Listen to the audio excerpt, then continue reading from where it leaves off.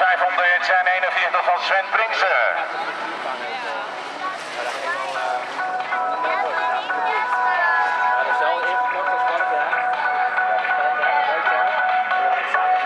Sven Prinsen aan de leiding voor Chantal Vis, denk ik. De dame put op de tweede plaats. Dametje. Dan verder we over de junioren. De leeftijd van 14 tot en met 18 jaar. Leider in de wedstrijd de 541 van Sven Prinsen. Dan de 559 Chantal Vis. En de 547 van Dion Bussing. Tim Wijterman achterin. Samen met de 519 van Bianca Kuipers. Dametje uit Reutem. Maar we begin juni te gast waren toen voor ronde nummer 2 van het Ronde VK Nederlands Kampioenschap Autocross. Gisteren dus de vijfde ronde kende je vandaag of gisteren in Gendringen. Sven Prinsen de leider, Chantal Vis, Henk Bierentsen, Jarnonix. Wonnen de 554 van Jelle Baars. De 547 Dion Bussing.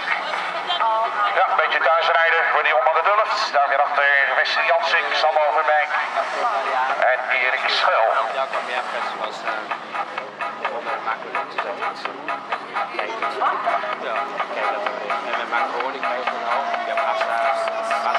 Koploper 541 Sven Prinsen.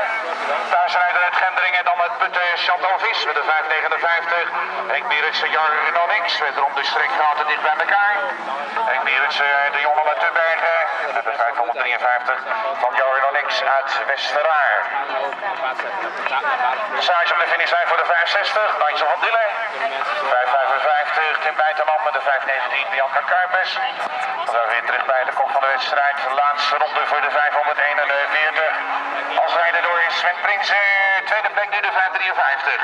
Jarnonix en de 559. Chantal Vis. Maar ook de autocrossen met de poplepel is ingegoten. De oudere generatie Henk Vis, nog militair. In de toerwagenklasse met de Mitsubishi. Die juichen Bianca Kuipers door daarachter de koploper en de finishvlag. Winst voor 541 wederom Sven Prinsen met op de tweede plek de 553. Jarnonix, de 559, derde plek Chantal Vis. Henk Bierentsen altijd voor de 554, Jelle Baars 531. Wesley Jansink 542, Sam Overbeek de 547. Dion Bussing de 543, daar nu weer achter Erik Schel uit Varsseveld. We hebben er nog 3 uit de juniorklasse in die laatste ronde. Met de 560 Nigel van Dille uit Lichtenvoorde, 555 uit Almelo. Tim Bijterman en uit de Reuter met de 519 Bianca Kuipers.